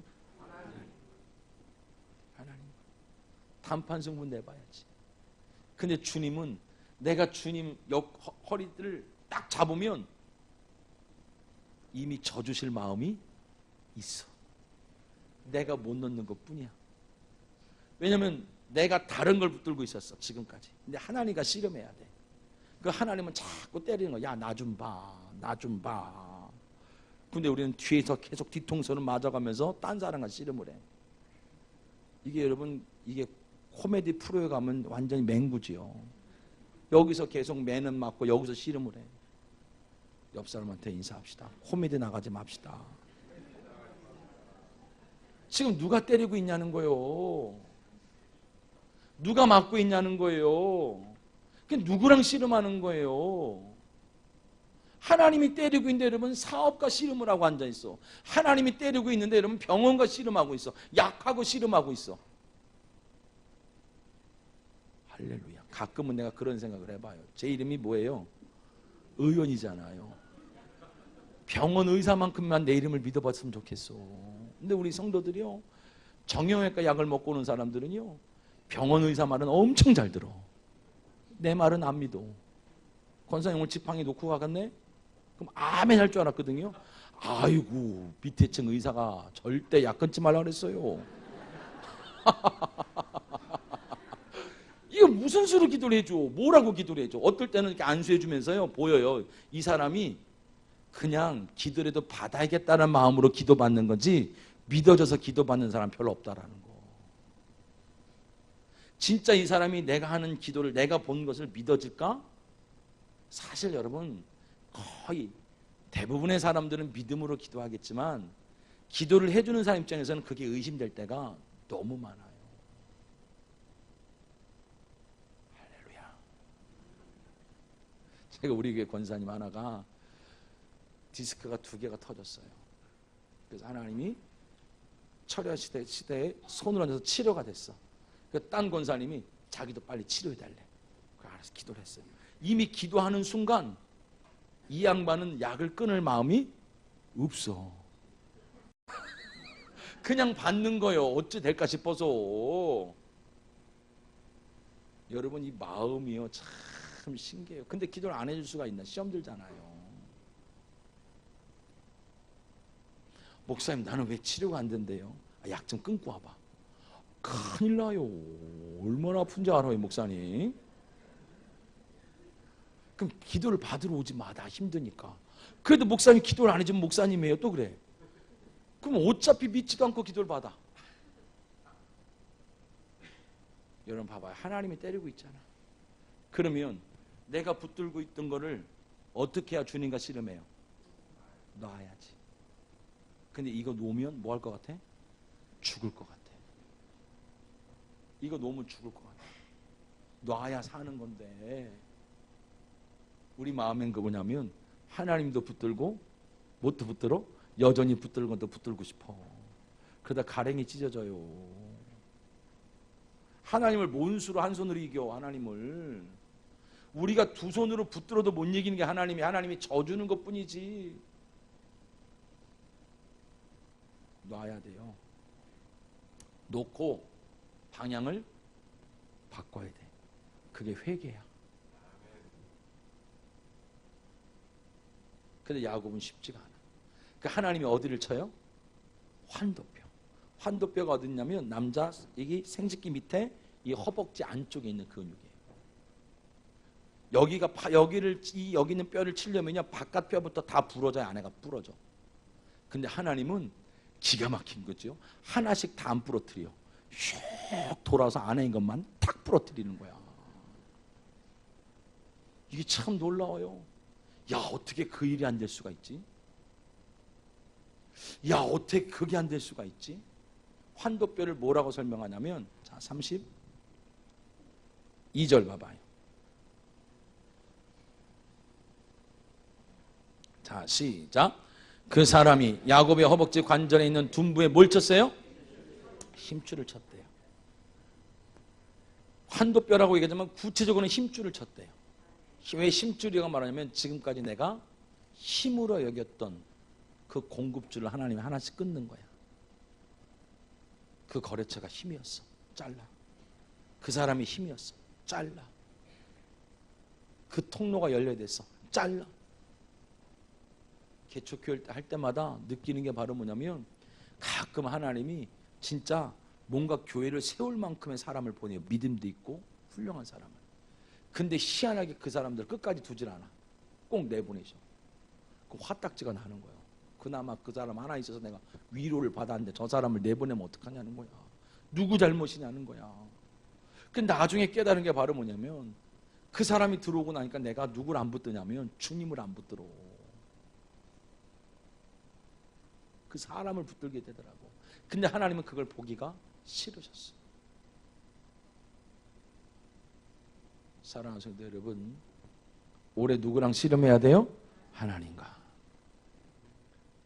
말씀을 마칠게요. 이젠 더 이상 이름이 바뀌는 시대는 아니에요. 사도행전 4장 이후로 하나님이 다른 이름을 주시질 않는데 누구 이름 외에? 누구 이름 외에? 애기 생겼어요. 근데? 누구 있나? 안 생겼어? 누구 이름 외에? 누구 이름 외에? 예수 이름 외에. 그래서 우리 이름을 안 바꿔주는 거 이제. 내 이름이 아니라 누구 이름으로 살라고? 예수 이름으로 살라고. 예수 이름으로 살라고. 우리의 이 순종된 삶을 통하여 누구 이름이 나타나도록? 주님의 이름이. 야, 우리가 하나님 방법대로 순종하니까 이 갈마교회가 지어지고 나니까 이 동네 사람들이 전부 무슨 얘기를 하냐면 야, 저 교회는 진짜 돈이 있어서 지은 게 아니라 저 교회는 진짜 누가 계시는구나? 주님이 계시는구나. 여러분의 사업장에 누가 계시는구나? 주님이 계시는구나. 여러분의 자녀 인생에 누가 계시는구나? 주님이 계시는구나. 하나님은 이 이름 하나를 나타내게 하시려고. 말씀을 마칠게요. 여러분의 삶이 결국은 이제 우리 이름이 아니라 누구 이름이 나타나는? 주의 이름이 나타나는 가정이 될 줄 믿습니다. 우리의 삶 속에 예수의 이름만 나타나는 거예요. 그런 여러분, 우리를 보고 전도가 될까 안 될까? 되는 거예요. 저 사람 보니까 정말 주님이 계셔. 저 가정을 보니까 정말 주님이 계셔. 야, 저 사업장을 보니까 정말 주님이 계셔. 야, 저 교회를 가보니까 주님이 진짜 계시네. 주님의 이름으로 찬양하고 주님으로 예배하고 주님의 이름으로 회의하고 주님의 이름으로 우리가 공과 공부를 하지만 주님이 없으면 안 되잖아요. 주님이 나타나는 방법은 우리의 순종을 통하여만 나타나요. 여러분, 한 해 동안에 이 야곱의 긴 세월이 우리에게는 고린도서 보니까 우리에게 본이 되게 하시려고, 이 똑같은 세월을 겪게 않게 하시려고 이 세월을 다 축소하실 것이고, 할렐루야. 여러분에게 분이의 해가 떠오르는 축복의 해가 되기를 주님의 이름으로 축원드렸어요. 기도합시다. 하나님 감사합니다.